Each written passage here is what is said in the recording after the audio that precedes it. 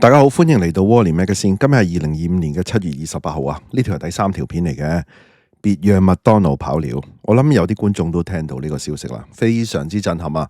麥當勞作為零售已經唔係好受周期影響噶啦，賣漢堡包快餐店啦，降級消費對佢有着數噶噃，竟然呢全線拋售香港佢所有嘅鋪頭啦。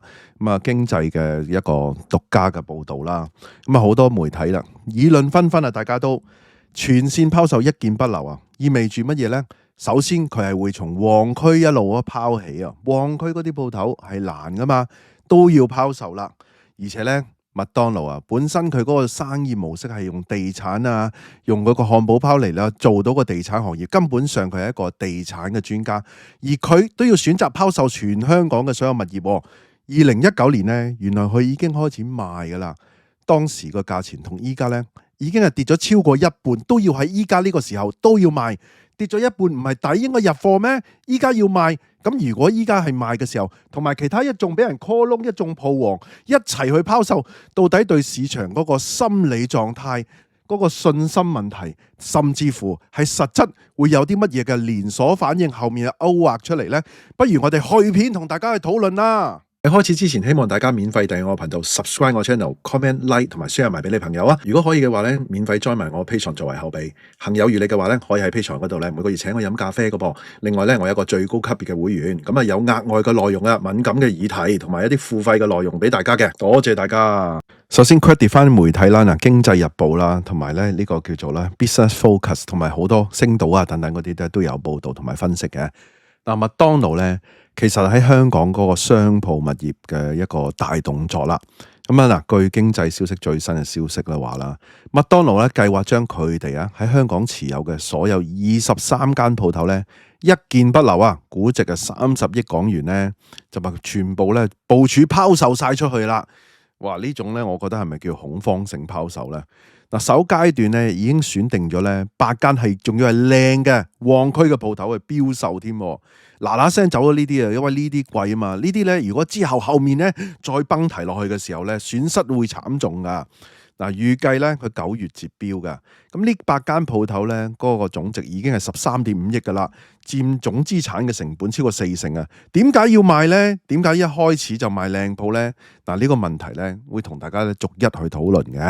嗱，麥當勞總公司咧其實佢喺芝加哥回應，咁啊佢話咧嗱，依家咧審視旗下嘅物業組合，優化咧房地產資產啦。今次賣鋪咧就唔會影響香港麥當勞生意嗰個營運嘅，咁啊因為咧賣嘅係物業，唔係麥當勞餐廳嘅業務。其實麥當勞餐廳業務唔係已經賣咗俾中資嗰啲嘅啦咩？係嘛？依家咧似乎係美國麥當勞咧係賣嗰啲鋪頭喎。麥當勞嗰個模式啊，一陣同大家會講一講先。咁啊講翻嗰個總公司佢點講啦？嗱，佢話咧麥當勞咧喺香港有256間分店，超過咧15000員工。佢哋咧重新咧會繼續喺香港嘅市場發展嘅，甚至乎提到咧今年咧麥當勞咧50週年咧會舉行咧即係一系列嘅慶祝活動。呢個賣鋪係咪慶祝活動嘅開端呢？顯示咧佢哋對香港嘅市場咧仍然有信心嘅。餐廳嗰方面啦，降級消費梗有信心啦。當然啦，就係話咁多人去麥難民係嘛，喺麥當勞嗰度過夜瞓覺咁啊，另一個故事啦。嗱，我想話咧，麥當勞本身咧，佢係一個咧資產公司嚟㗎，好多咧外媒都有講㗎，你哋睇到呢度啦。基本上咧，我想講麥當勞或者呢啲快餐店咧，喺商場嘅營運上面咧，係一種叫做咧 footfall generator 啊，即係引人流㗎。即係咧，你有麥當勞就有人流，咁啲人流去麥當勞買嘢食啊、買包等等咧，其實會帶動到啲人流咧，經過嗰啲沿途經過麥當勞啲鋪頭啊。大家記得以前新城市廣場咧，係嘛？嗰個麥當勞咧，全球咧最多人嘅，亦都係因為咁咧，好多人過去，咁啊就行到其他地方咁樣咯。咁啊，所以咧，佢本身咧就係話咧。佢嗱，既然佢帶人流，咁帶人流佢咪對嗰個鋪頭有價值咯？基本上佢營運快餐店咧，係為佢個鋪頭增值呢種玩法嘅。咁啊，依家咧佢喂賣鋪喎，咁你諗下係咩一回事啊？係嘛，剩翻個快餐店，即係同佢個玩法唔同係嘛？咁啊，仲要係全線賣香港，仲有啊，佢係美資嚟噶。初頭以為咧佢係賣埋啲鋪頭俾中資，唔係啊。嗱，如果中資買咧，仲得人驚係咪先？依家美資買咧都唔方好噶啦。不過咧，佢哋選擇喺呢個時機賣鋪咧，特別係一開始咧賣呢個核心嘅靚鋪啊，核心地段，例如咧話尖沙咀星光行同埋銅鑼灣怡和街，背後咧似乎有更大嘅策略要考量啦。其實鬼咩？我都拍咗好多集片啦，核心商鋪嗰啲跌價係跌8-9成啊嘛，同埋咧空置率都係成日創新高啊！依家900間空置鋪頭啦。咁你話咧，就算佢用喺麥當勞啊、用漢堡包啊咁樣推增嘅鋪值，已經係嗰個價啦，係咪？但係依家咁樣跌，佢哋都會有影響噶嘛。而跌咗咁多啦，點解依家先買咧？之後唔睇好咯。消息指咧，麥當勞可能喺物業咧仲有吸引力嘅時候啊，即係呢刻鐘叫做仲有吸引力，跌咗差唔多60%，仲有吸引力，咁咧就套現，轉型做咧輕資產嘅模式啦。即係話咧唔再自己擁有物業啦，改為咧長期租啊，繼續經營，減低呢個成本開支，增加呢個財務靈活性。咩？冇理由噶，租金咁貴，點會減低嗰個成本開支咧？不嬲，以前唔係講緊你擁有間鋪有減低成本開支咩？即係話咧，我依家賣咗，我攞咗翻嚟30億，我就當咧，即係嗱，咁有好多鋪，我諗佢好耐之前買嘅，佢當賺咗先，take 咗 profit 先。咁你唔可以同佢用高位比嘅，高位時候跌落嚟，可能高位時候係80億咧，依家得翻30億，唔好理佢啦。呢啲我哋當依家去守住30億先，後面跌得仲緊要。嗱，依家你鋪租貴咪貴咯，同你租咯，同埋啊，喂。佢有260幾間啊！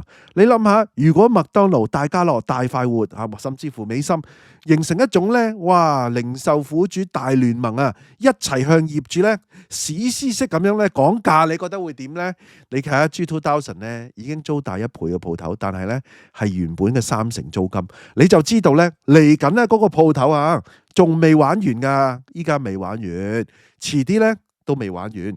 嗰種潰而不崩嘅狀態咧，其實仲係向下。我諗鋪頭嗰種咧，我哋可以用咧斷崖式嗰種下跌噶啦，斷崖式都仲可以一樣跌好耐嘅。好啦，嗱，今次咧首階段標售8間商鋪咧，全部都係咧人流旺區核心地段啊，絕對係靚鋪啊！最搶眼嘅係尖沙咀星光行地下嗰個地庫啦。原來佢哋嘅面積咧有14,973平方尺嘅地庫咧係麥當勞餐廳，地下咧租俾百貨，月租咧1356000嘅高達。物業嘅市值咧，估計依家剩翻4.6億噶。雖然呢個鋪位咧，2019年曾經賣過，當時嘅估值係10億噶。最終咧賣唔出啦，冇賣出去啦。麥當勞都醒，如果佢全部2019賣出咧，咁啊掂晒啦。依家跌落嚟，跌到差唔多啦，5成幾，54%。今次重推咧，個市值比6年前跌超過一半啊！反映咧香港市鋪低迷不特止，反映麥當勞咧跌咗一半。正常，我而家做餐廳，我有現金流入嚟嘅，又唔受經濟太受到影響嘅，咁我咪一路繼續做咯。而當我繼續做嘅時候，依家個鋪頭已經跌咗差唔多60%咁滯啦，7成有啲添。點解我唔喺呢個時候咧？應該我有260幾間、250幾間鋪噶嘛？點解我唔再繼續買多啲鋪咧？而係反翻轉頭咧賣嗰啲最值錢、最旺嗰啲鋪頭？大家知道個咩事啦？另一個焦點就係咧麥當勞嘅怡和街啦，46號至54號啦。地下嘅2樓，面積咧8216平方尺嘅，市值咧1.8億嘅接近。呢個鋪位咧同樣位處銅鑼灣嘅一線地段啊，人流極旺啊。除此之外咧，荃灣街市咧10至到22號咧，面積咧係12251平方尺嘅，亦都係市值1.6億啊。之前我諗呢啲咧3-4億噶啦，我諗唔止添啊。你記唔記得啊？榴蓮同好似東角道有個鋪咧，本身都係好似係2億幾3億噶嘛。依家即係唔係依家添啊？早年幾前啊，賣9000萬啊，咁依家我諗9000萬都冇啦。亦都係咧呢啲地段啊，亦都係民生同埋咧人氣旺嘅地點嚟嘅。其餘咧4間鋪位分別係咧西環士美菲路啦、大角咀啦、元朗青山公路同埋慈雲山，全部咧都係麥當勞餐廳全數租用嘅，租約當然係穩定啦，而且帶動人流添嘅。咁我想講咧呢批係第一批啦，呢係8個鋪位。呢啲鋪頭嘅共同嘅點咧就係咧佢哋地點靚、人流多，同埋租金回報穩定。麥當勞點解唔留住呢啲鋪呢？呢啲金生金蛋嘅我呢，係嘛？偏偏要賣。有分析指咧，佢哋可能睇到咧香港長遠鋪頭咧極悲觀。嗱，佢哋睇極悲觀咧，唔同一般嘅業主，唔同一般嘅投資者啊，佢哋係一啲好 sophisticated、好專業嘅全球性嘅投資者，而且佢唔係過江龍喎，佢係地頭蟲嚟嘅。佢嗱美國全球咧，佢根本物業公司係玩到好盡啊，睇 data 啊，睇成啊，仲要咧，佢唔係淨係睇 data，佢自己做零售喎。咁喺呢啲時候睇到後面唔樂觀咧，大家自己識睇路啦，應該係咪啊？所以咧，佢話趁依家咧，仲係叫做靚價咁樣咧賣啊，鎖定咧呢個資金未來應對咧不確定性啊。仲有我就係成日諗咧，到底麥當勞呢啲美資係嘛啊？你記唔記得2019咧之後啊，嗰個美國領事館啊拋售佢嗰啲啊，拋售晒佢嗰啲物業啊，香港呢啲麥當勞咁大嘅美資，哇！阿侵又咁中意食麥當勞，係咪收到啲咩料？收到啲咩情報咧？哎呀，唔好亂講，唔好亂講，我自己亂猜嘅啫，唔係真嘅，唔係真嘅，唔係真嘅，我自己亂估都得嘅。咁當然唔係真噶啦。如果有啲咩情報，有啲乜嘢突發性嘅嘢，係咪佢依家拋售咗去嚇？如果唔係，點解跌咗？喂！跌咗差唔多60%，你都拋喎，係咪啊？唔係嘅，唔係嘅，氹翻大家開心啦。咁啊，有啲即係粉紅，人哋外國都係咁啦，人哋都係衰，即係我哋自己咧遇到挑戰咧，就人哋都有挑戰，人哋啲挑戰少啲，唔好理佢，放大佢；人哋啲挑戰大鑊啲，人哋衰嗱，其實咧。根本上啊，鋪頭咧其實冇得搞噶啦，全球嘅，唔係淨係香港嘅，我哋有翻安慰嘅嗱。其實咧麥當勞咧咁樣賣資產，其實咧基本上鋪頭咧嗱，依家上網購啊等等啊，外賣啊，大陸內卷 Kita 又嚟香港啦，咁啊即係做一個叫做輕資產嘅轉向咧，其實都係唔出奇嘅喎，係嘛？資金唔好再綁死物業投資啦。喂，但係咁，明明香港租金又話好貴嘅，咁香港應該唔拋㗎，拋人哋外國人哋嗰啲係嘛？點解要拋香港咧？咁啊，大家自己去諗一諗啦，嚇。好啦，點解咁做咧？其實咧，香港咧近年個鋪市都唔掂㗎啦，核心地區嗰個租金咧，其實冇明顯嘅反彈，成日話租金貴。係有啲地方貴，但係咧核心嗰啲咧租比貴啲嗰啲咧係跌咗6-7成噶。施永青旺個鋪啱啱都減咗一半噶咯，個鋪租啦，加上咧樓價高啊，利率咧壓力仲係好大噶，所以你而家 HIBOR特別搞到 carry trade，搞到港元弱，金管局係咁接錢啦，呢個可以維持幾耐係咪？嗱，持有物業嘅成本咧亦都係高噶啦。咁啊，其次咧就係咧消費模式轉變啦。頭先講咗啦，外賣平台啊等等啦，已經咧唔同往日噶咯。麥當勞作為一個咧成熟嘅鋪頭投資者同埋業主咧，佢哋都選擇咧全部咧撤退啊。但係有啲人話咧，你唔好話佢撤退撤離香港，人哋生意都仲有做嗱，嗰個係餐廳，我係講緊佢嗰個對物業嗰樣嘢啦。因為我哋今天我哋要睇嘅係睇物業嘛，我哋唔係睇降級消費有冇得做嘛，我哋睇物業啊嘛。反映佢哋對香港個鋪頭嘅市場咧，應該就覺得冇得玩嘅啦，應該好覺得冇得玩啊！呢種你要諗下啦，香港過往經歷過好多嘅即係經濟周期啦，或者甚至乎有好多嘅經濟災難啊，金融海嘯又好，沙士又好啦，災難嚟形容都好啱啦啩。麥當勞都冇咁樣做喎，嗱今次咁樣做喎，係嘛？咁有分析提到咧，麥當勞喺星光行嗰個租約咧有成10年噶啦，月租成8萬添。咁啊，即係哇，其實佢係一個租金嘅高峰期咁樣套現喎，係嘛？即係麥當勞咧，其實喺全球2023年全球嘅營收咧突破喺250億美元啊！亞洲地區咧，包括香港咧，仍然係有增長嘅喎。嗱，佢哋賣鋪咧就唔係話唔掂，唔係話好似其他咧鋪王咧俾人 call 窿啊！嗱，最弊係咩咧？即係咧，人哋俾人 call 窿，佢係同佢一齊去做係嘛？今次麥當勞買鋪咧，唔單止係佢哋企業策略啦，係對香港個鋪市咧投入一個震撼彈啊！分析指出咧，麥當勞呢啲鋪頭咧，根本上佢都唔係俾人 call 窿，佢生意又咁好係嘛？唔似其他嗰啲鋪王啊，或者物業投資者啦，冇呢啲壓力㗎。咁啊，顯示咧，佢真係咧見到咧香港面臨一個大嘅挑戰啊！佢真係咧嗱，因為你話喂湯文亮，你話我當佢真係睇好啦，佢好掂啦，睇好啦，咁啊佢啊走去拋鋪頭，銀行逼佢啫，最衰都係銀行，唔係喎，佢真係睇差啦，係嘛？我想講咧嗱，如果依家咧麥當勞作為零售，咁啊同其他嘅即係嗰啲業主啊、投資者啊一齊拋。咁你覺得其他持有鋪頭嘅零售，或者甚至乎其他好地地嘅業主點睇呢？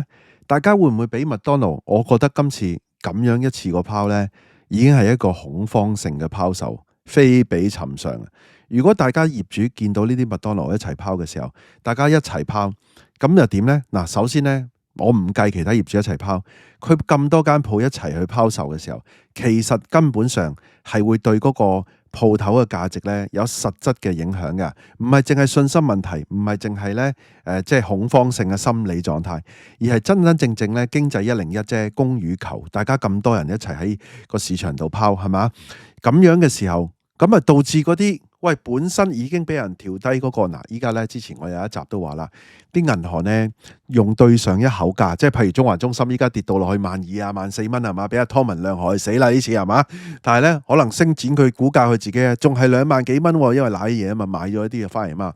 咁如果依家佢咁樣去推動咗呢種連鎖反應啦，咁啊所有包括咧新世界揸住個 K11仲值唔值咁多錢呢？係咪啊？即係依家拋緊嗰啲阿湯文亮嗰扎、黎永濤嗰扎嚇，即係鄧成波唔知仲有冇啊？嗰啲嚇餘下落嚟手持嗰啲，似乎跌一半以上係唔夠嘅喎。